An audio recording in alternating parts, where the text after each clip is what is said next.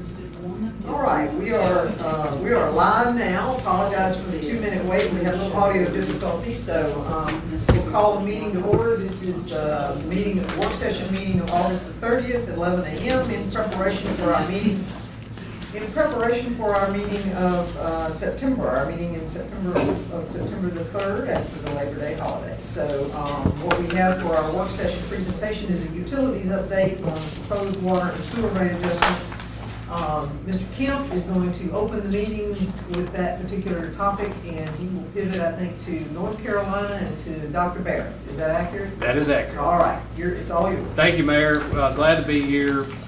Excited to share with you guys our latest proposal and unveiling kind of our latest version of our capital improvement plan, which we've been working on for well over a year now. So first, just want to thank my staff, who a lot of them are here, who played a pivotal role. Yeah, they played a pivotal role in developing this plan, providing their input, providing feedback in our comprehensive evaluation. Mr. Thomas Ware, wastewater treatment operator, Ms. Mary Williams, who's our capital improvements engineer, who's kind of really keeping a lot of these balls in the air, juggling. John Scott, our assistant manager, has been helping a lot on the water distribution side, and Bailey Wofford, our system engineer on the water side. So thank them for their input, for really buying in and helping kind of move this ahead. I really feel good about this plan and kind of the course that it sets for us for the next 5 years in the short term, but really a long-term look on a 20-year roadmap. So this is what I would like to cover today. Just take brief and give you guys a reminder of the things that we've done this year. We do have some folks from the Environmental Finance Center as part of the North Carolina School of Government that we've been collaborating with, that's going to provide us a financial health checkup.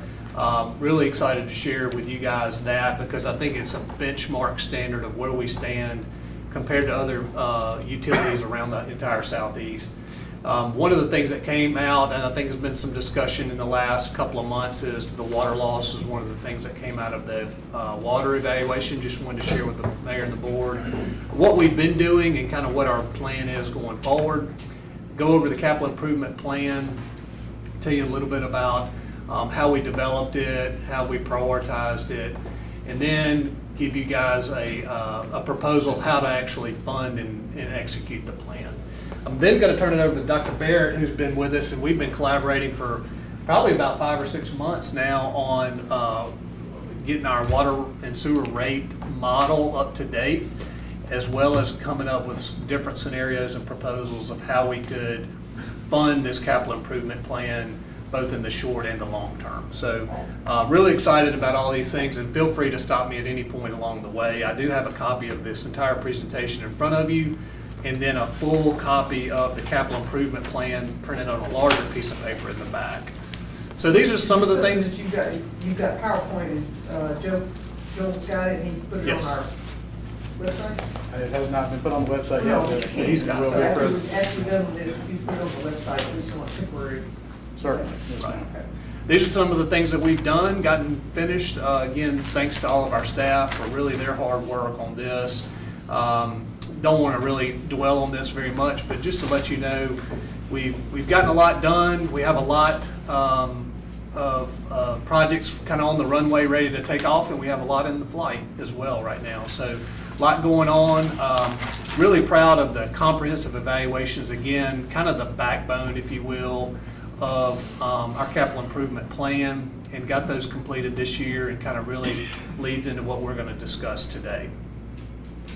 I'm now going to turn it over to our colleagues over at the UNC Environmental Finance Center. Jason brought them on board in our early discussions about rate modeling, and one of the initial things that they suggested to do that I thought was beneficial is to really do a checkup, kind of a scorecard of where we stand financially. This is kind of a snapshot of where we are, because we need to know that as we go forward from a capital improvement standpoint, from a rate structure standpoint, and also from a debt structure. So now I think I'm going to turn it over to Amanda, who's going to present. And Amanda, if you'll just let me know when you want me to advance the slides.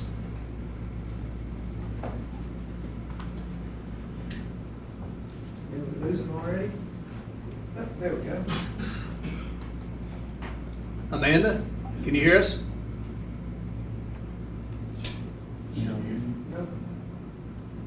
Amanda, can you hear us? She's muted.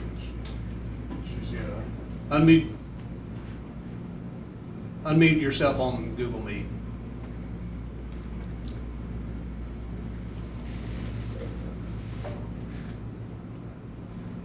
Amanda, have you dialed in by phone?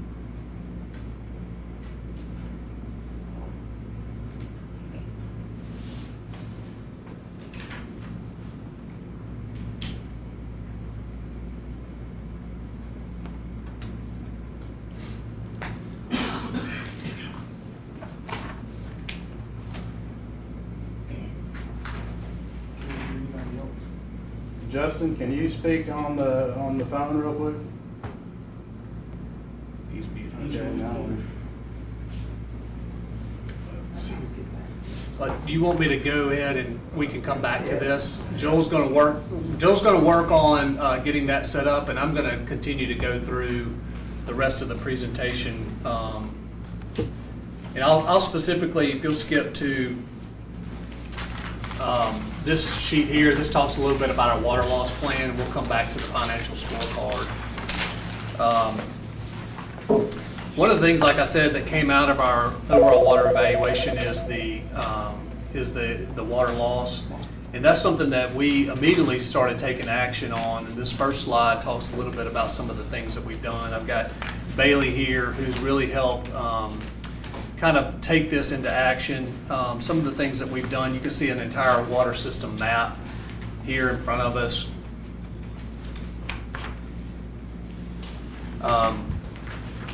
So one of the first things we did is we wanted to check all of our emergency connection points. Those are located with the red crosses. We've inspected those, and we'll continue to do those on an annual basis, really a quarterly basis. The other things that we looked at are all of our cross-country lines. Those are the lines that are not adjacent to a roadway or a neighborhood or a main travel area where you have a lot of eyes on them. So we wanted to make sure that those were operating correctly with no major leaks. And so we've done those. Those are the areas highlighted with the dark blue lines. And then the third thing we've done is we have investigated all the areas that are unmetered from a fire protection standpoint, mainly two areas of town. One's up in the Rock Hill community, and one is down Old 25 in Deerfield. And so we did an investigation on both of those areas a few weeks ago, and I think you guys were aware of that. We've not found any major issues with any of those currently, which is a good thing, but we will continue to work, which leads me into the next slide, which we'll continue to work on that water loss plan. This is really what we hope to do going forward in the next few months and really over the next year. With moving into a new software system, we really feel we need to validate the billing sales numbers, and I think with the NIC we'll be able to do that more so. We're just really have captured a month's worth of data from when we went live in July the 15th. Mute yourself, Joel. Okay, we're back on phone audio, Sorry. guys. Phone call dropped out. Apologize for that. Let me finish the water loss, and then I'll go back to financials, if that's okay. So really over the next year or so, we want to validate the data and the billing through the new software system. We've already started a meter replacement process. Bailey and her team have identified the largest, highest user meters. We've already started that with some of our 6-inch meters. We have a plan to start continuing to replace those, primarily the 1 inch and higher meters where you have a lot of water volume going through those. A lot of these meters are very old, and over time that the accuracy of those is lost. So we'll continue to work on that. I think that will be a good effort. The other thing that we have started to implement and really just get started on is the water loss audit tool that's outlined with the American Water Works Association. I have this fact sheet on the very back of your presentation as well. They have a good guide on how to track, monitor, and keep up with the amount of water that you're losing. It's kind of an industry standard, and they have a software tool to do that. So Bailey and her team are starting to compile all the necessary data and putting the data in the format that it needs to be inputted on that on a monthly basis. And that's something that we hope to utilize going forward, and really using the industry standard as a guide. And then we will continue to track all of our monthly pumped volume versus our sales volume on water loss. So to be continued on this. This is going to be an effort that we will have to really just stay on top of and continue to chip away over the next 5 to 10 years. When do you plan to come back to us with a report on what you've? I think we'll have a much clearer vision on the accuracy of the billing, say 6 months in. Okay. It would be a good target. So, Beginning of the next. yeah, like calendar year? first quarter of next year, I think would be a good time to come back. And I'll give an update on what we've done, and we'll have more information from that water loss tool that we can share as well. So I'm gonna go back to the financial scorecard. Amanda, I'm gonna turn it over to you. All right, thank you. Can you guys hear me? Yes. Yes, I got you. Yes. Okay, and let me know, is the video not synced with the audio, and is that distracting? Because I can turn my video off if that would be helpful. Amanda, that's fine. We've got the presentation up in the room right now, so I think Edward will just advance the slides as you need them. All right, perfect. Thank you. So hopefully you guys are looking at our lovely first slide that says our name. Is that where we're at? Yes. Perfect. All right. Well, thank y'all for inviting my colleague Justin and I to speak with you today. My name is Amanda Peel, and I work at the Environmental Finance Center at the University of North Carolina School of Government. We're based in Chapel Hill, but we work with communities all across the Environmental Protection Agency's Region 4, which covers most of the Southeast, including Mississippi. We mostly work with water and wastewater utilities and are dedicated to enhancing their ability to provide environmental services like water and wastewater management in fair, effective, and financially sustainable ways. To achieve this, we carry out applied research, like using database tools like the one we'll be walking through today, and much more. Next slide, please. All right, so the Financial Health Checkup is a tool that helps us look back at financial trends for a utility fund using audited financial data.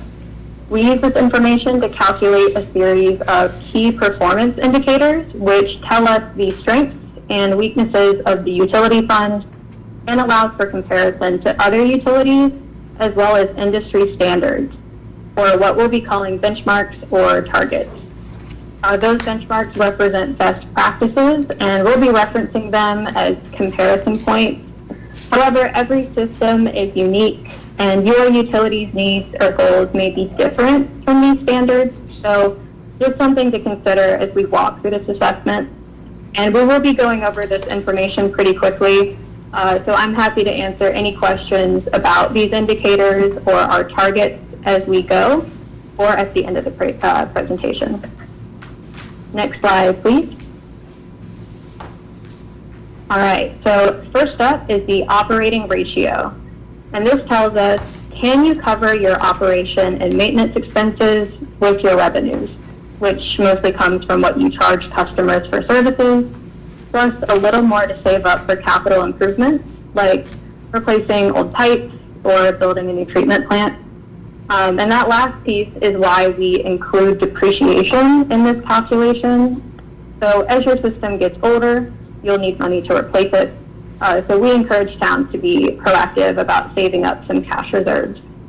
And depreciation is a line item in the audit under expenses, and it's basically a placeholder put there by the auditor to say, hey, the system is aging, and you'll need to do something about that eventually, but y'all might know better than anyone what state your infrastructure is in and how much it'll cost to repair or replace it.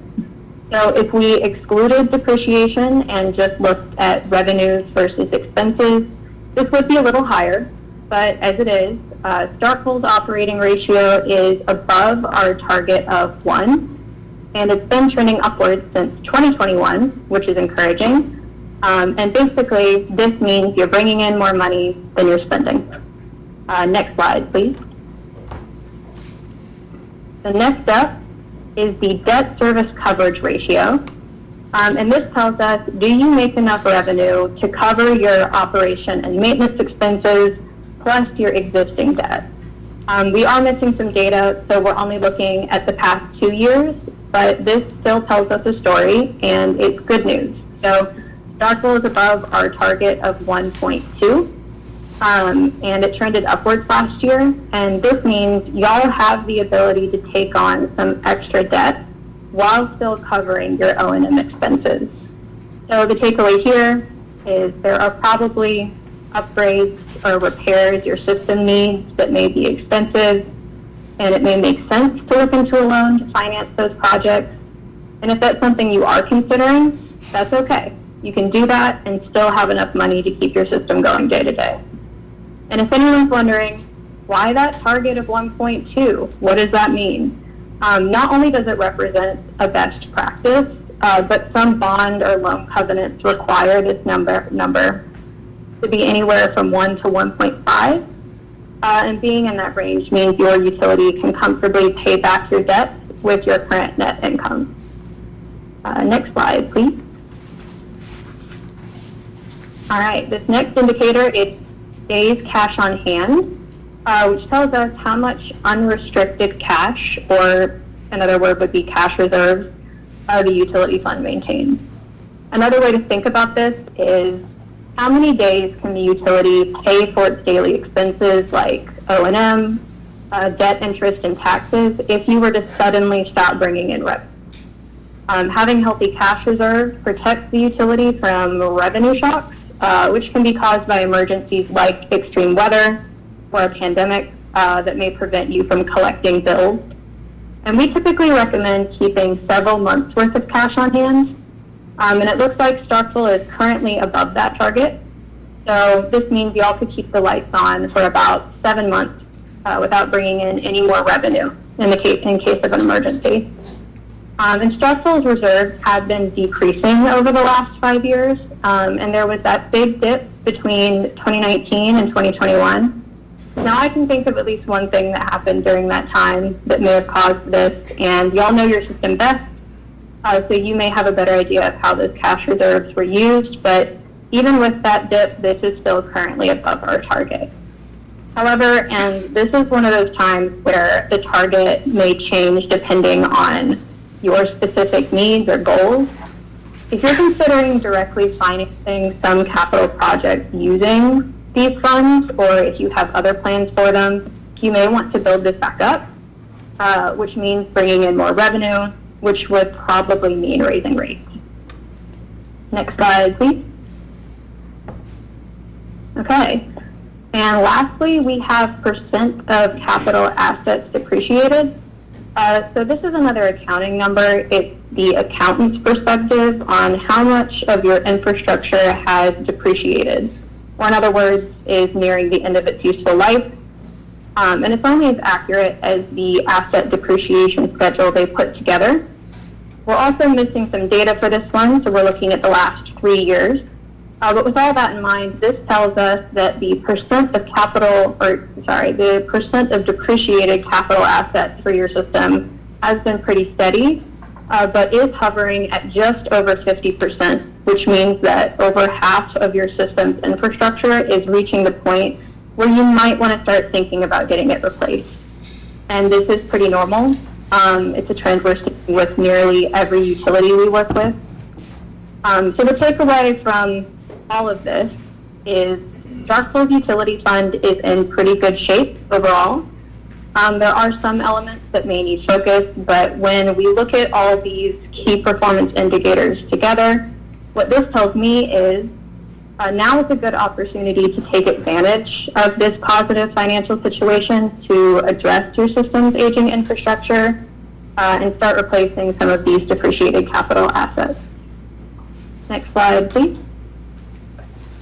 And that brings me to the end of my presentation. So if you have any questions about the financial health checkup or anything else the UNC EFC can help with, I'm happy to open the floor to y'all for that now. And you can always reach out to our team via email. Thanks for listening. Okay, any questions of board members of these folks before we let them go? Okay. Yeah.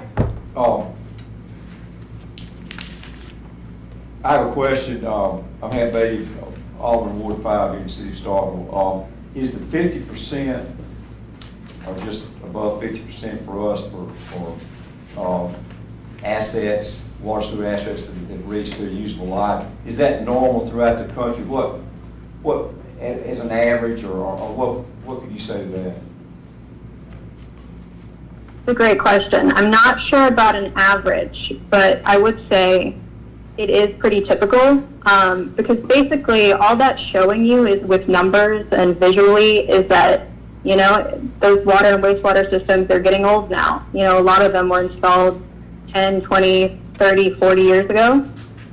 So a lot of systems are in this place, like it seems like y'all are, where that stuff, it's just getting old. And, you know, it might be time to start trying to figure out how to replace it. So hopefully that answers your question. But The 35% optimum, where the Mhm. dotted line is that kind of a happy medium between where you target, where you feel like cities could, a goal they can shoot for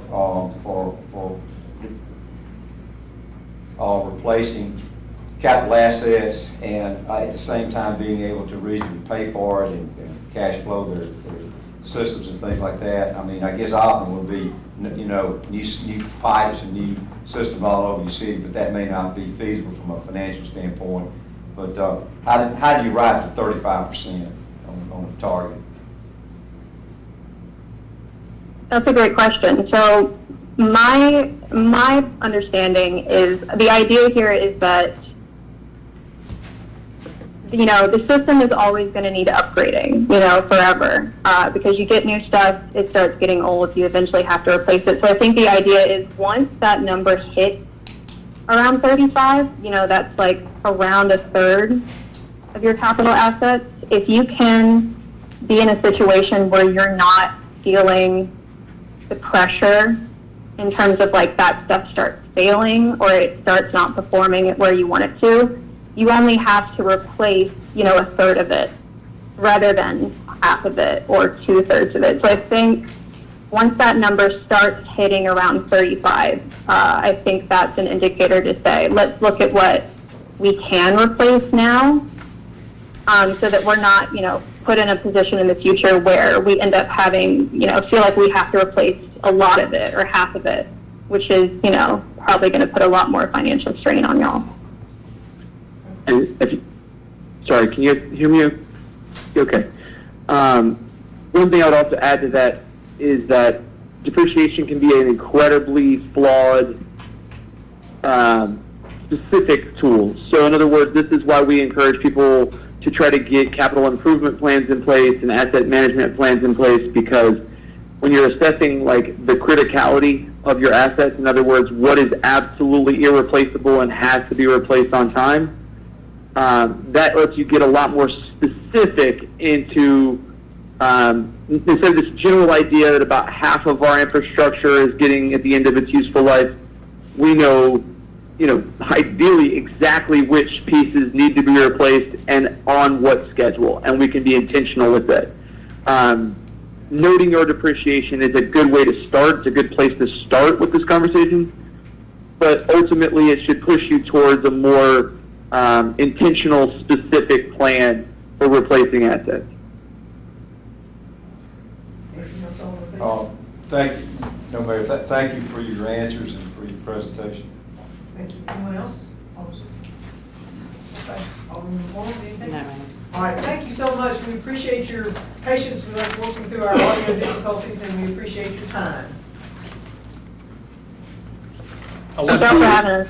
Yeah, thank you, guys. I wanted to talk a little bit more about our capital improvement plan, moving into that, and there's a great segue from what Justin was talking about, because you do take these real high-level ideas and concepts, and you really boil it down to how do you actually start implementing a plan to replace these assets? What is the most important? What is the most critical?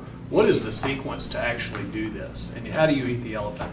So part of the thing that when I came on board, we had a lot of capital improvement items on our plan, but I didn't understand why they were on there, and I didn't understand which one was most important, and what is the sequence that we need to go through and actually try to start figuring these out. So we commissioned a study on both the wastewater treatment plant, which Garver did, and then our water treatment comprehensive evaluation, which also got a little bit into our distribution system as well, but primarily focused on the water treatment production capacity side. And these two documents really helped kind of put the lion's share of the projects in a logical order with our capital improvement plan. So having said that, these are the two ends of the spectrum from both production, where the water, when we produce it, and then when we ultimately release it back into the environment. But there's certainly things in between there too, like all of our distribution system, both for water and then our collection system for sewer, all of our transmission force mains for wastewater. And the way that we arrived at those is really utilizing our work order management software, the number of requests, work orders, complaints, problem locations on a specific neighborhood, a specific line, and that data really helped guide the in-between priorities as well. So kind of our philosophy was to use the data, understand what we need to do right now from a criticality standpoint, but also set ourselves up for the future as well. We wanted to be proactive. We don't want to wait for something to fail before we replace it. We'd rather be out ahead of that. So that's kind of what our approach was. And I also wanted to mention, before I get into the details of the capital improvement plan, for the first time, I think maybe ever, we're recommending that the water and sewer rates are different. And this is a graphic of why we think it's important. This is just showing the capital improvement projects that are needed for wastewater in green and water in blue. And you can see that there's a higher need for wastewater than water.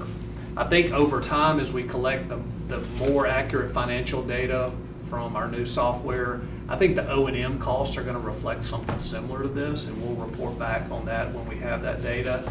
But just from a initial standpoint, and Dr. Barrett can talk a little bit more about this, it's a very common approach for a lot of municipalities and utility organizations to have differing rates for water and wastewater, simply because what wastewater historically and traditionally requires more. So that's what we've been here for, is water and subsidizing sewer, right? Yes, sir. That's exactly right. So getting into the details of the plan, what you see is a 20-year plan for wastewater in green and water in blue. And again, a full printout of this is in the back, which is a little bit larger. Just to give you a little bit of details, up at the top is by year. This is for the next 20 years. We don't know all the projects that we're going to do 17 years from now. We have a good idea. We put allocations and placeholders. We feel really good and have a lot of clarity on what we need to do in the next 3 to 4 years. And that's really what we want to talk about today, is how to fund that. But you'll see each year has a total up here at the very top. One thing that we did do is we assumed a percentage that we would hopefully be successful in getting external funding. That percentage is 10%, and we allocated it across the board for both water and wastewater. We know that we've been successful in some grants and appropriations and other things, and we'll continue to pursue that, but we don't know exactly when some of this funding is going to hit, if it's going to hit at all, and so we kind of have a little bit of that baked into the plan. So then this third line is what the funding is required that we really need. Also, everything that's shaded or highlighted is coming directly from our capital improvement evaluations from the plant and then likewise on the water treatment side, so you can see those. This is the logical sequence, if you will, that we think addressing the most priority critical things first and then moving our way down. You can see some of these projects extend over multiple years. That is because the design of them is gonna take some time. We don't know exactly when the construction will start, so we're estimating and trying to project out when those, when that funding would be necessary. Where did you pull your numbers for the externally funded? Is that just like a swag or the It's average? 10%, it's 10% of the top number, yeah. Okay, all right, let me rephrase my question then. Knowing some of what we're getting currently, are you going to update these numbers as you go along? Yeah, a good example of that would be the, this wastewater treatment that's where I was. project. If you look at that one, if we have the funding in hand, Yeah. and we've already been approved for it, and it's already, we have all the guidelines, the grant agreement, then we've gone ahead and put that in parentheses as an external funded and updated the actual out-of-pocket that we need. And Okay. we'll continue to do that as the projects, or as the funding becomes more clear on what we can And use. assuming we are successful with our MOU efforts yesterday. Right. That should add another 2 million to the ability to monitor this or modify this schedule. Right. So we'll, again, as it comes in hand, we don't want to speculate, you know, but we certainly are continue to pursue it. Okay.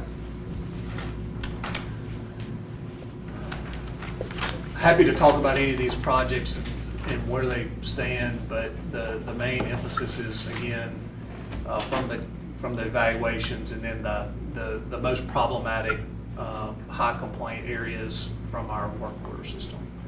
So this is, yes, sir. Back on the wastewater thing, I saw there's a capital improvements amount, capital over year for, I guess, new sewer line improvements in the annexation. What area would that be that we have, That's, it's not certificated by somebody else? That's Old West Point Road, Pat Station Road, a little bit of Stowood Road, kind of that little corner of the city. It wasn't a huge area. Right. Time. It's not picking up a lot of customers, but it's expensive because it's a Sure. good ways away from our the nearest line. Sure, thank you.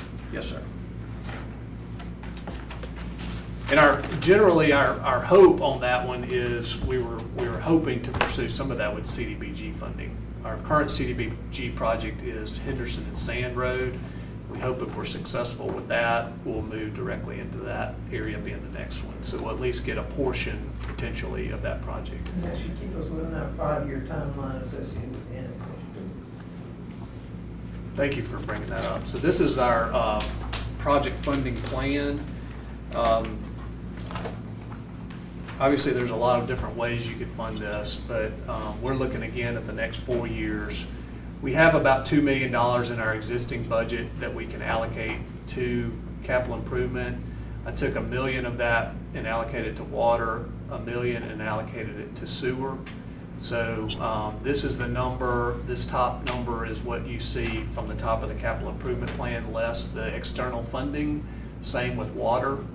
And what I was trying to do is shave some of the peaks that you see, the volatility that we need over the next 4 years, trying to stabilize that with debt. We do have $7 million. Alderman Sistrunk, you need to probably correct me on my terminology, but we have it authorized but not issued. So we have $7 million sitting there ready. That was done by previous board or this current board? This board did This it. one, This board, yeah. Yeah. So we have that ready. And there's not a timeline on that one. They since it's do revenue. not, because it is a revenue bond, they do not lapse, but, if it's not issued by the time the next board comes online, I would say the meet and right thing to do would be let that board issue. Right. Authorize new debt. Authorized. Well, as you can see, we need it, and the debt for both wastewater is in the middle line, and then water is here. I did a kind of a sum and a running debt schedule. That $7 million is hit around fiscal year '27. Luckily, about that time, we have about $1.5 million to $1.8 million rolling off, so that would be how we could make up the difference there.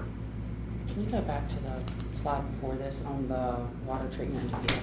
Under major construction for fiscal year 2025, do you think that 20,000 on the water line upgrades and water loss improvements is accurate? So our idea on that is that we were going to try to install some monitoring devices at different locations, kind of more of a regional metering, so we can kind of see what areas we're using more water. I think there's also some meter replacement cost in that. So this is not line proper, but some line amenities that are. Line amenities, yes. Better monitoring, better data acquisition, so we can kind of start pinpointing it a little bit better. Because if you think about it, the two data points that we have are, we know the amount at each well, we have a number there, and then we have a number at each meter. So we don't have really anything in between. So that was kind of what we were hoping to do with that.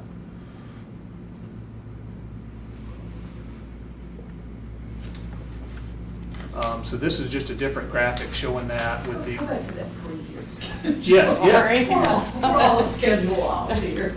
So as you've got rates in there, the amount that you hope to fund from rates, does that include rate increases after fiscal '25? Are you bumping those rates up each year after '25? you can see that does project up. I didn't know if those were new customers, more usage.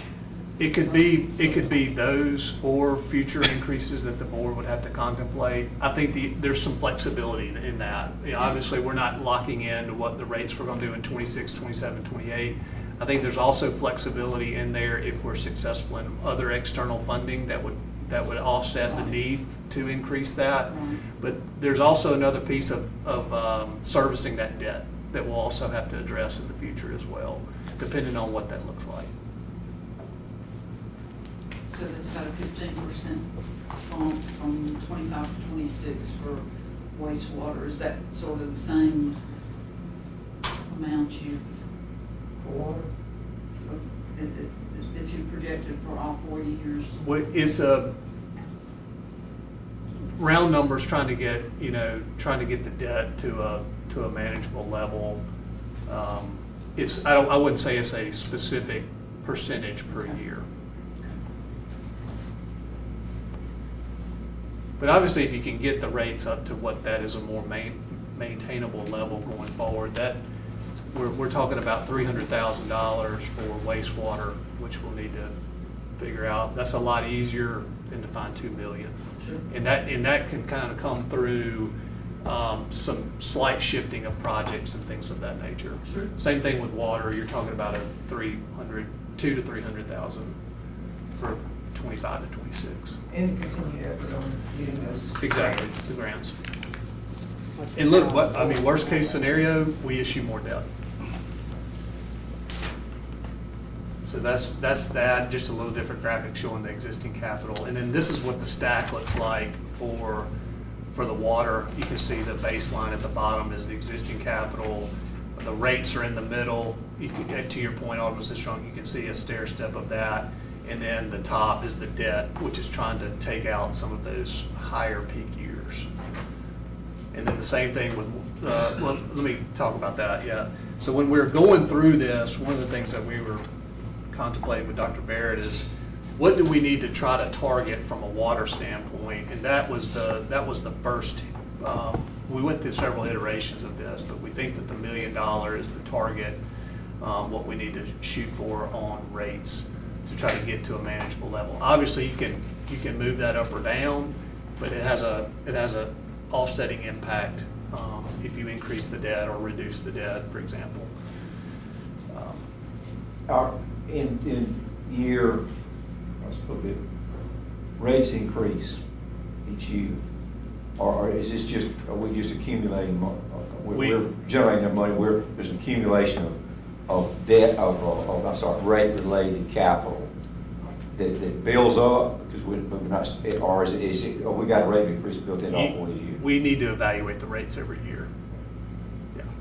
And I'm not saying, I think we need to come back and visit that next year, depending on the We can grant. revisit it every year. Yeah. But I'm saying, is it, this model has got some rates? It has some type of additional funding as we Built go in. forward. And Yes, it could sir. be rate increases, or it could be utilization. It could be. As we grow. That's right. That's exactly right. And we want to be positioned so we can grow. Right. That's a great question. But I do think, as the mayor mentioned, this is something we ought to look at every year, rates. Well, we certainly need to analyze where we stand each year. Yes. And then if we need to adjust, we plan on making those kinds of adjustments. But we've got all kinds of things that we've got to commit to do in order to be able to continue to develop and grow. Right. Same scenario for wastewater. I know that the bars look similar, but this is a $2 million target instead of $1 million for wastewater. So when we talk about rates in a minute, our target for additional capital is $1 million on water, $2 million on sewer. And then you can see we're shaving those, we're using more debt on the wastewater too going forward. Well, let's be really clear, we're not just amassing money to be amassing money, we're amassing money so we can make capital. Execute the project in the sequence Yeah. and then the That timeline. $9 million agenda item Right. this week. Yeah. And then this is the debt schedule going forward. So you can see that we hit, again, the 7 million right in here. And again, this is a projection. Our best guess today, 4 years is, in some senses, a long ways from now, some senses it's not. So obviously, it'll be something that, to your point, Mayor, we need to track going forward. And these are all we've been very active. Mayor, you've been super helpful in pursuing these external funding, and Mary as well. These are all the ones that we either pursued, have been successful with, have gotten some positive feedback from, or that are in process. So the WERDA is the $6 million. This is still real fuzzy on exactly which project we're going to allocate this to, and it's the Army Corps of Engineers. It's going to be a good ways out into the future. Historically, though, this is going It's to... not a good way out. 2-3 years. Yeah, 2-3 years probably before we could actually start construction. Historically, talking with Mary, these are going to be more along the lines of, say, a Rolling Hills sewer rehab, those types of neighborhood type projects as opposed to, say, a... Where it is? Really? So it wouldn't go to the wastewater treatment plant? I think historically it's going to be more on the collection side. They focus more on collections, reducing SSOs and I-9 problems, or extending service to unserved areas for clean water, stuff like that. So I would Okay. say that it couldn't be used in the treatment plant, but that's typically artificial water. Okay. Of course, ARC, we have an active project. We'll be advertising for bid for that one at our influent lift station. We're also pursuing another project in the next round of funding. DEQ and Department of Health, they have a state revolving loan fund, clean water and drinking water, that we're in process with those, doing those applications are sometimes a year long. It's not a quick process. CDBG, we have an active project out there that we're hopefully going to get funded. We should know that. Larry, what do you think in the next month or two? We have that site visit, September the 10th. Yeah. September 10th, so. At 2:15. It just means that we're continuing on in the process, but still no guarantees on Yeah, it. So. and we've been working on that one for a year. So these projects, just to kind of reiterate, are slow. ARPA, MCWI, we're trying to stretch those dollars as much as we can. And then that middle one is the STAG grant. We were successful with that. And Mary brought up a good point. We applied for some STAG grant a year ago, and we still don't They were know if running a we... year behind. Right. So we are going to continue to pursue those, and we have some requests in on those as well. So at this time, Dr. Barrett, I apologize, I'm probably taking up a lot of time, but I'm going to turn it over to you. He has been instrumental in helping us with our water model and water rate evaluation and comparison. I'm going to let him kind of take it from here. As long as y'all don't have a hard stop on 12, No. do we? No. Okay, all right. We Good leave it deal. now, no, we'll have to run through our agenda pretty quickly. No, so I'll jump out here. So, for one, as Edward said, we have been looking at this for a while. As some of y'all may remember, even when Mr. Terry was the GM, we were looking at rates with y'all. So, from one piece, I'll say it's kind of encouraging to see, I'll say municipality look at water and sewer rates with such emphasis and interest. For one, trying to make sure that the projects are done, infrastructure stays in place and is able to meet the needs, and also keeping rates as low as, I'm going to say, humanly possible. So I do think that is awesome, and I appreciate y'all looking at that, because it's really nice when I'm able to talk to other systems and use y'all as an example, kind of a template for what we're seeing. So again, I'm Jason Barrett. I'm here on campus at Mississippi State University. Been doing rate studies for a long time. So I would tell you this, from the onset of what we do with a model is we use the utilities, customers, and their consumption for a full year. So we do have y'all's consumption data. We're not using some random model, some random figures. We're using City of Starkville customers, City of Starkville data, so we can make estimations based off your past performance. Now, a couple of assumptions to make, which y'all have already kind of touched on, but a couple of assumptions to make. One is that your customer base would stay the same or similar, and consumption would stay the same or similar. So if you grow, that's only a benefit to you. If customers start to use more water, that's only a benefit to you, so because that's going to generate a little more revenue. So those are some assumptions that we have. One of the things that we typically do, now I will say this, and it's okay in my opinion if sometimes we don't always agree on things. I do not necessarily like comparing ourselves to other cities, towns, municipalities, and the reason I say that is there's no other utility in the United States of America that looks just like the City of Starkville. Nobody has the same amount of lines, nobody has the same amount of lift stations, nobody has the same lagoon and treatment system, nobody has the same water treatment plants. There are some similarities, but nobody's exactly like y'all. So I think it's always important to look at yours, which Edward has, and projected way out, to just see where you are.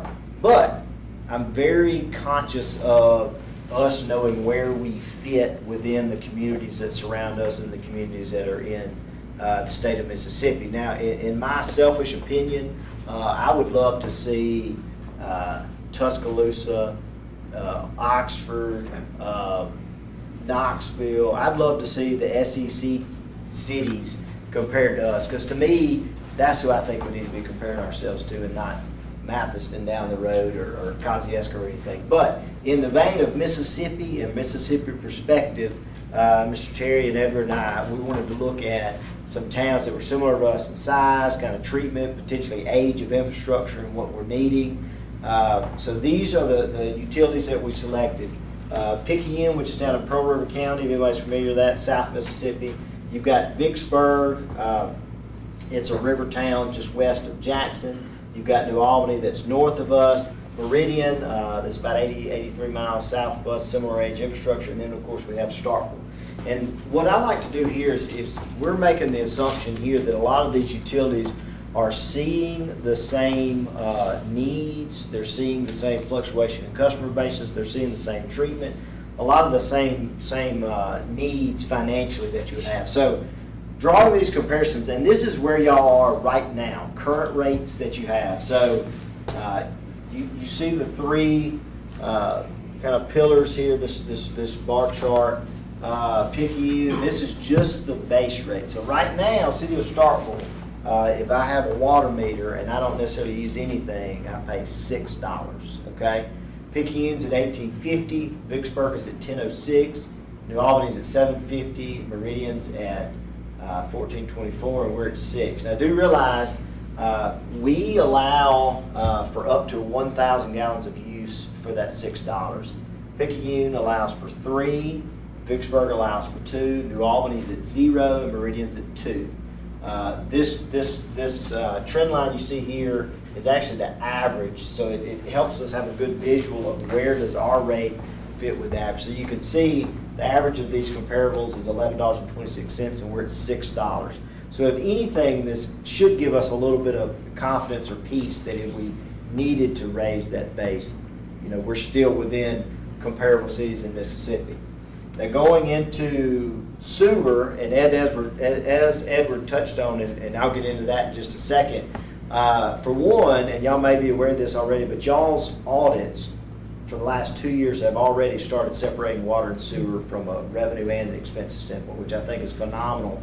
You can start to see what is it actually costing us to pump, treat, and distribute water, collect, treat, and discharge wastewater. A lot more accurate. And I think it's only going to get more accurate as y'all's audits go. So as you're seeing, these are different. Picayune is at $29.75, Vicksburg's at $16.50, New Albany's is at $12.95, Meridian's is at $14.24, and we're at 6. Now, us and Meridian are same in the fact that we have the same rate for each water and sewer, but that average is $15.81, and we're at 6. So again, this is where we are right now. All right, so one of the things that we wanted to do, and if you notice there's 3,000 gallons up here, if some of y'all wanted to scrutinize past presentations, I've typically used 5,000 gallons as kind of our average customer. And we use 5,000 just because in a very general sense, 5,000 is kind of an average that we may see. But when looking at y'all's rates, y'all's customers, y'all's consumption, your average customer sits closer to 3,000. Your average customer in the city of Starkville sits closer to 3. So Edward asked me if I would just build this based on a 3,000. So this truly looks at what does Starkville's average customer look like? So we use, again, the same municipalities, and what does that same customer using 3,000 gallons, what does that charge look like? Picayune's at $18.50, and this is water. Vicksburg's at $13.76. New Albany's $16.26. Meridian is $21.99, and we're at $15. Because again, we have $4.50 per 1,000 times 2 is 9, and then $9 for $6 gives us 15. So that average is $17.10, and we're sitting at 15. So I'm repeating myself here, but if anything, that gives us kind of a peace of mind or comfort that there is room to increase if needed and still stay within our comparable cities and towns. Now sewer is a little bit of a different picture. Picayune is up to $29.75. Vicksburg's at $21.06. New Albany's at $32.21. Meridian's at $21.99, and we're at $15. So instead of a $2.10 difference on water, there's a $9 difference on sewer. So you're starting to see these municipalities are also realizing that it's costing us more on the sewer side, and we're having to raise our rates to account for that. All right. So another piece is because, and Starkville's not unique in this, but because your water and sewer are billed together, and y'all probably heard that within your billing department, some people will call complaining about their water bill when it actually has water, sewer, garbage, electricity, all on the same bill. So what we did is we just put water and sewer together, so we start getting a clearer picture of those utilities, because they are connected, because we're getting our sewer for the water consumption. So Picayune's at $48.25, Vicksburg's at $34.82, New Albany's at $48.47, Meridian's at $43, maybe $98, and then Starkville's at $30. So when we start seeing that average of $41.10 and we're at $30, so that's $10.10 off from that state average. And again, all we've done is combine water, sewer, and then put them actually into one chart. Okay.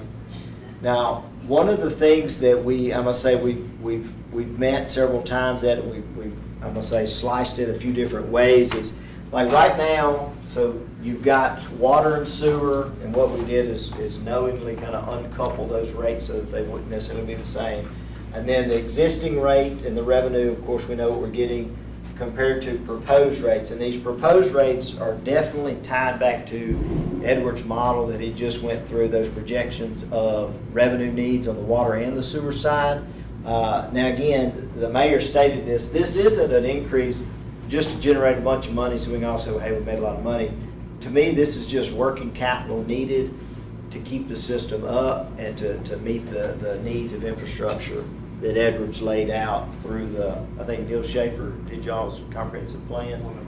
So from the base rate, we would look at keeping the 1,000 gallons in there and going from $6 to $8.50, and then on the variable going from $4.50 to $5. And you may ask, why is there more of an increase on base and not variable right now? Well, I'm going to say conceptually in my mind, when you're putting as much infrastructure in the ground that y'all are, I mean these are dollars needed, and these are kind of sunk costs that we're going to see for a long time that everybody is either taking use of, as the systems are put in. And same thing on the sewer side. So we looked at taking a base of $6 and going to $10.75, and a variable from $4.50 to $6.50. So These are the proposed water and sewer rates to meet the needs that Edwards laid out. Talk to me about the, Come on. about the bulk purchase for water association, that road. Yeah, I was seeing that, we've got, I can speak to that. yeah, I was about to say, because I know we had a couple of people that just buy from us and then they sell, right? Yeah.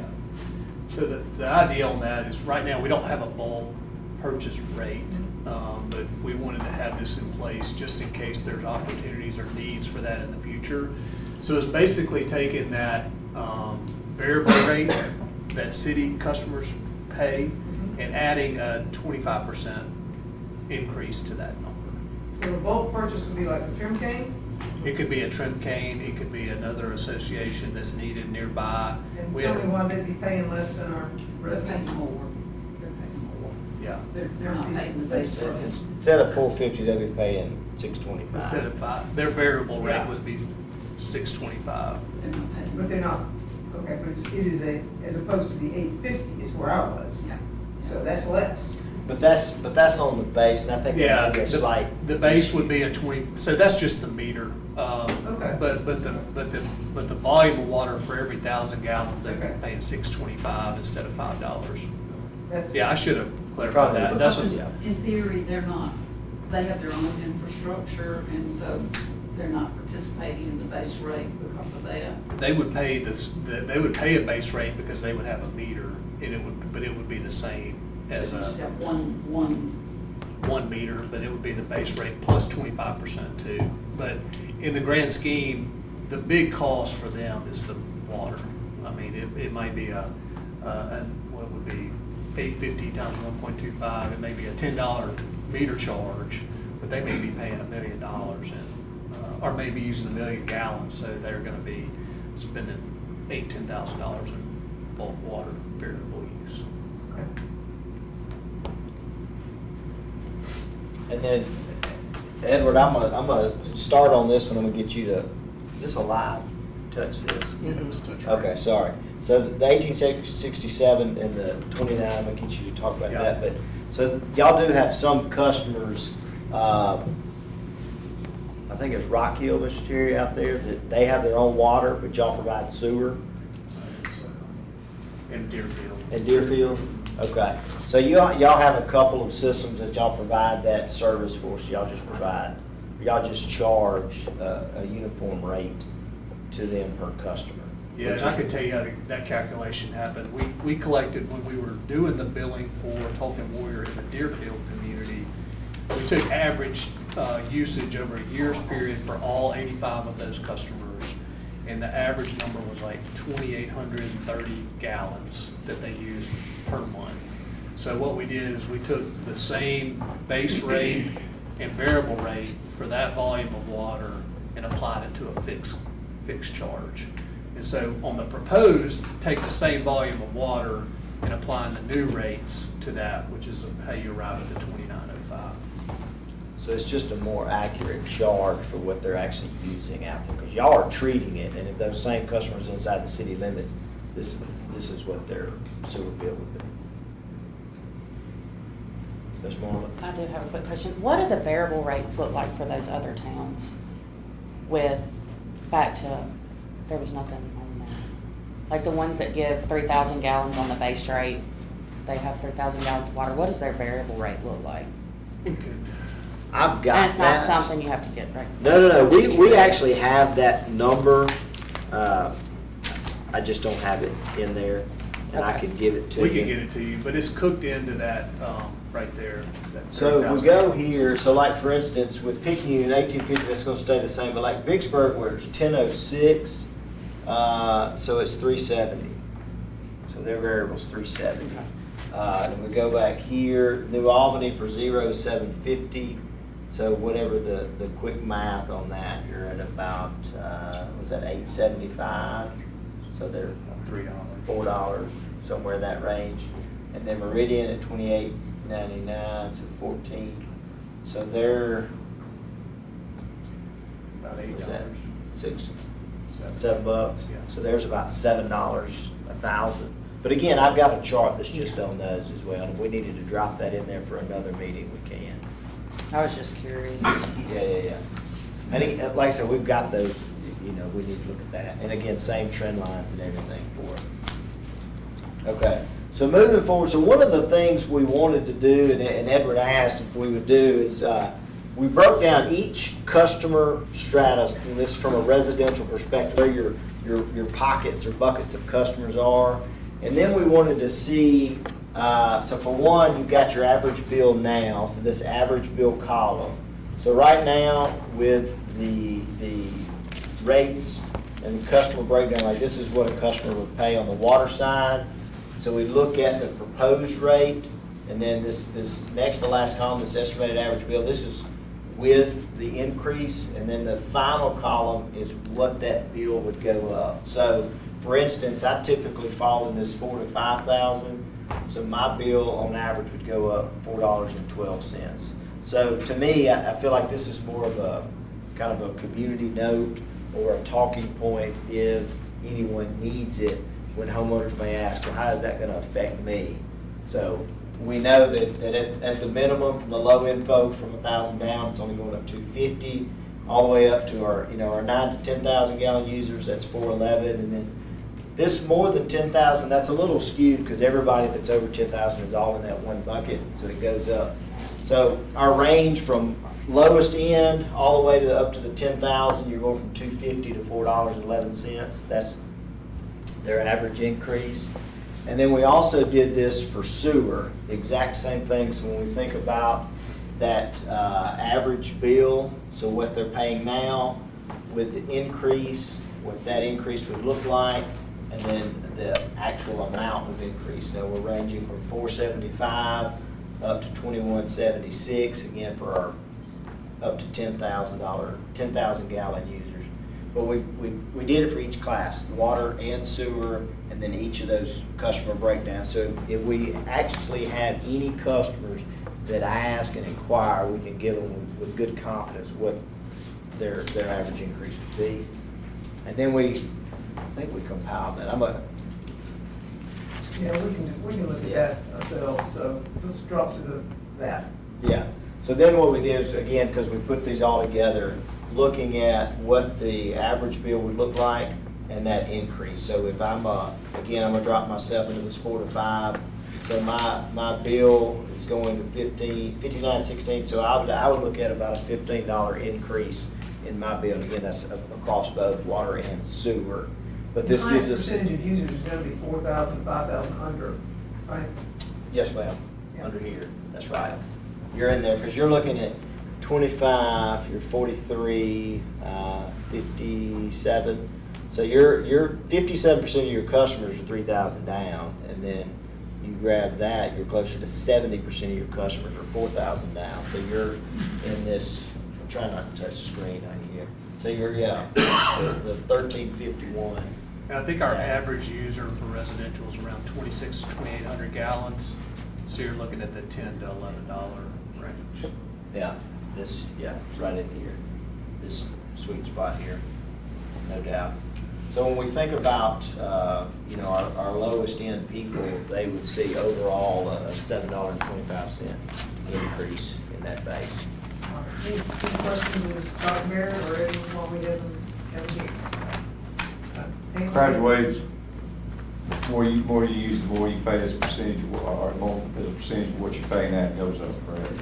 Yes, across all the stratas, and I think we're wise to be putting a lot of our emphasis on the base right now, just because these are large infrastructure projects. This isn't just we've looked up, we're losing money, and we've looked up and we've got a lot of money about to go out to keep our system where we want it, where we need it to be.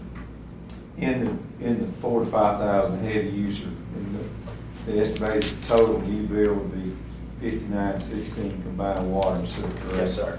Now, back that over to what, we know what our neighbors pay for that same amount of water.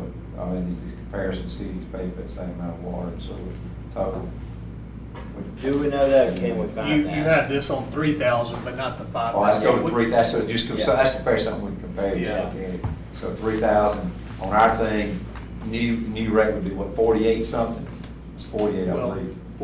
42.25. If it's strictly on 3,000, it'd be 42.25. And the reason it looks a little different in that Excel sheet is we're capturing everybody within that bracket and we're averaging those numbers, and then that rate's based on that. This is straight up if somebody was just at 3,000. So what we figured our rates on is somewhere we hit an average, what, if you compare these 5 places, we get right on average. Right. And this is, we're making a couple of assumptions here. One is we increase rates based on the proposal. And two, these people don't increase their Like I'm rate. saying, that's a moving target. They probably Yeah. work on the same stuff we work on. Correct, So exactly. that, they probably will. So even if we go up now, we're still not at their average. So if they all end up raising rates, I think you'll see that average move. Because again, we've been working in Pearl River County now, so I know they're looking at stuff because that's a growing area. And what percentage, like on that 3,000, this is 3,000, you got one on our chart, shows that 42, 43. That's an increase from 33 to 40, what's the increase, $13 or $12, $11, what is that? So right here, this 3,000, 11. $11 on 30, or what, Well, that's the 27, so that's, what, 35%? No, it's not that much. You want to do the straight 3,000? Straight. Now, were you looking at, I thought you were just looking at this strata from 2001 to 3 now. Yes. Yeah, so you're seeing that's an $11.02 in that bucket of people. That's where that average is. And the new total estimated cost would be $36.56, whereas $20.53 now. Correct. Well, no, that's the sewer side. So you're. Combined. Yeah, that's the combined. Combined $36.56, up to $11.02 for both water and sewer, correct? Yeah, because you get over here, your estimated average 16, 20, that's the 36, what brings it up. Well, I think that, and here I go, giving my opinion and stuff, but I'm a city official, so I can do that. This stuff, water, sewer, infrastructure issues that we have and every city in the country have are just ticking time bombs. That's what the American Society of Civil Engineers said. And it's not gonna go away. And they underground, it's just gonna get more expensive to go along. If we don't make these adjustments, and I hate to adjust, that's a tax. It's a rate increase, which if we did on the ag side, everybody'd say it's a rate of tax. It's more people have to pay out of their pocket. But if we don't, we're gonna kick the can down the road for somebody else to have to deal with this, and they're gonna deal with older, worse water and sewer infrastructure. When they start dealing with it, more expensive at that time than we are right now. There is no time like the present for us to start planning to replace this stuff. And then we have some air things. These engineers, all the engineers, and a lot of smarter people in the room that understand about this buried soil we have, and how when it gets dry. Somebody, I think, you were talking about the other day, the crack, the broken water lines go up because the ground starts shifting. And these old brittle pipes and stuff just won't, Dr. Barrett, they won't handle that shift, and if it finds a weak spot, it breaks, right? So I mean, but we'll see more and more of that stuff, and it'll be more and more expensive for us to maintain and fix leaks, and we'll just be putting Band-Aids on things. So we got to do this. We got to do this. What our predecessors went along for 75 years, and things didn't start breaking, now they start to break because this stuff's reaching its usable life, past its usable life. And so we just got to do it. We got to do this, or some semblance of this that's very close to what our utility director and Dr. Barrett, these people are recommending to us. Mayor, I yield. All right, well, I think we probably got full agreement on all of that, so. All right, thank you, everyone. Appreciate it, Dr. Barry. Always nice to see you. We appreciate your work on our behalf as well as on behalf of everybody else, all the municipalities. So, let's roll pretty quickly. Everyone else has left the call. Oh, good. Okay. Into our agenda, we've got first minutes. Muscus, we good? Yes. Juan, we good? Consent for those?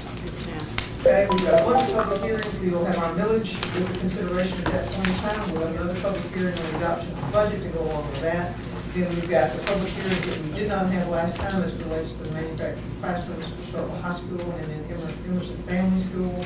And then public hearing on the lot mowings, which that list is in your should be in your packet, so we'll have those as a public hearing. And then public hearing on the variance. So, Mr. McCaskey, you want to give us just a real quick one on this particular variance? Right, this is from Frank Jones, it's variance 2403. This is going to be located at 290 Turnberry. As you'll see in the packet, he's asking basically to encroach on the front setback. I think the maximum amount the structure actually encroaches at one point is 5 feet, but there's a few different portions where on the front setback, essentially the structure comes up 2 to 3 feet with a maximum of 5 feet. If you go to the second or next image, I believe, it actually shows the, maybe the third. There you go. Yeah, you can see that it's encroaching basically right here, here, and here, maximum of 5 feet. Okay. And the board voted unanimously to approve. All right, and we are obviously having a public hearing, but I just want to give you a brief element of that. Okay, under mayor's business, this will be the liens that are associated with properties that have since been mowed. As you recall, we had a number of properties, most of them got mowed except for these 3, and then we went in and did that cleanup. So if we could approve or give a consent for these liens to be placed, that's great. Thank you. Then extension of the contract with narrative 12, that's in our budget, so consent for that one. Mr. Harrington. Airport, we've got an MDOT grant with 5% match. Mr. Lincoln is here. If there are any questions on that one, consent for that one? Any Is issues? the 8,300 our share or the total? Is that our share? Our share is the same amount. And is well, city, county, university. No, they'll be dividing the 8,300 between the 3 of us. That's right. Okay, so that's, 83 is not our share, 83 is the share. Divided by 3. Divided by Over 3. the local share. Okay, that's what we need, so that gives us a better idea. All right, and Ms. Harden, if you could put that in there, city's 1/3 share? Or actually, it's Our not share's gonna be a 1/3. little less than 3,000. 30 and whatever it is. So, consent for that one? Consent. Okay. And then encroachment agreement on the sidewalk within the right of way from Greenfield Street. That is the, what is that? Sudden. That's the Sudden. that's- I thought you had put that under the mayor's business. I missed that. Okay, I'm sorry, I was looking differently. Any issues with that one, Mr. Huskisson, that we should? No, it's just an awning over the sidewalk. Okay, all right. Any concerns about that? Consent? Okay, engineering, professional services contract with Temple. This is the traffic signal inventory. Let me see. Cody, there you are. Okay. Anything you want to elaborate on about that? It's just kind of the first step in our improvements for traffic signals over the next 10, 15 years. Okay, all right, thank you. And consideration of approving the permission to apply for funding for the TAP grant. And this is for the Spring Street North, or the north section. North section of Spring Street. Okay. When would that go into effect? We would probably be in construction 26, don't you think, Chris? It'll be Something at like least that. a year. So it's a fiscal year 26 budget item. So they'll let you know about the end of this year. It'll probably, because of the LPA process, it'll take about a year to go through that. So it'd be next September at the earliest before, so as far as the construction cost goes. And we'll see if we can get participation. MSU, it doesn't touch any of MSU properties, so that's not part of what they would participate with the county money. So we'll look to see if we want to get some participation. Consent for that one. And then low quote on tree service or tree cutting. Consent there. Claim stockage, fire department, we'll skip that one, go to Empire Truck Sales to perform emergency repairs. Apparently we're having brake issues with that. Is that correct? Yes, ma'am. All right. Consent for that one. Consent. HR, all of these folks, with the exception of item 4, all of these are replacement. Yes, ma'am. No new All of positions. those. Okay, all right. So consent for 1, 2, and 3, and then the other one is a disciplinary action, which we've seen before and addressed, and we want to consent with that one. Okay, consent. So under IT, we've got 2 cellular security cameras. This would be, the cellular camera allows us for that backup at West Side where we had one that got bumped by Max out and we didn't have anything, and critical opportunities for critical spots and temporary spots. So, and this is something we can put in the budget. Yes, ma'am. Yes, okay, that's it for that one. And parks, we have recreation, this is George Evans Park Playground, and then Josie Park Playground, both of which are as part of our bond money. Is that not correct, Alderman Sistrunk? That's one. Right, consent for those 2. And then, SGK landscaping on the Sportsplex soccer field irrigation system. We've got to get that managed so we can get those fields. And that one, the funding source is listed as the bond money, and I think it would make more sense to 2%. take it out of the 1% money, Okay, all right. if you could change that. Okay, consent for them. And then, quote agreement from Belmont for the inspection of the splash pad. And it's the same, if you Yeah. could take that out of Okay, 1%. 1% money, all right, consent for that. Then police, we have, let's see, this is the sole source provider for the Fuses Real-Time Intelligence Center. Anything about that one? Oh, yep, Chief, it is you. I'm not sure if it was AC back there or not. Anything you want to share about that one, TP? No, ma'am, it's, we did a significant as part of our. Okay. for Fuses this program, contract. yes. Is that why the cost is going up? Yes, ma'am. That would be the reason why. All right, consent for that one. And then we have the Justice Assistance Grant, which is, the match of $1,250 for equipment, consent for that one. And then the annual Leads Online Power Plus Investigation System Package, sole source provider. Consent for that. Accepting a 25-year grant, I'm sorry, fiscal year 25. Nice. Would be, wouldn't it? Fiscal year 25, Mississippi Department of Homeland Security grant for stationary automated LPRs, which is always nice to have those as we're moving forward. Consent for that one? Okay. And then, last but not least, we have utilities, low bid for the aerator electrical project in the amount of, huge amount of, I didn't need to say the numbers, $8,900,415. So, and that was the lowest of, how many? Two bids. Two bids? And, Okay. the estimate was $9 million. Yeah, so it came in a list a little under, okay, consent for that? All right, and consideration, we're gonna hold the number 2 will stay off, just because. And request approval for renewing the Barracuda software agreement, anything special about that? Just a continuation of our Okay. backup and cybersecurity. Okay, consent for that one? And then advertising for RFPs for electrical contracting company on our wood pole replacement. Consent for that? All right, that covers us. Anybody, anything else on any of these? Mayor, Yes, sir. on our water sewer rates, what's the time frame October for, 1. do we have to have public, he's saying we do them general fund on that? Just water rates. Okay. No, I mean, we haven't in the past, and unless they change the law, they haven't changed the law, so just making sure, yeah. We just have to have them, if we're gonna do a rate increase, have it ready to go into effect or. Yes, that's the thing, and Edward said he could, if the board was inclined to do this, then they would be able to have those billings and the putting it out to the public by October 1. Miss, the 2 of us here this morning, 3 of us here this morning, I mean, this presentation, I mean, will there be enough time for questions when we got our other city officials here? Well, that's the reason this is not going on the consent agenda. That's what I'm saying. Yes. I mean, will we have some semblance of a I'll say it's full presentation, it's a long, but I mean, No, it was also very informative. presentation, yeah, unless What I mean. somebody specifically. But I do think it's appropriate, it's not on consent, and there probably will be some discussion. Well, The presentation and- is on the website. Yes, and Joe's gonna put it on the web, it'll be on the website, so we'll have it available for board members as well as anyone else, and we can all tweet about it, or X about it, and put it out on social media and that sort of thing. So we'll make sure that it's available for viewing and for discussion, so. Okay, all right, anyone else? Thank you all, we appreciate the length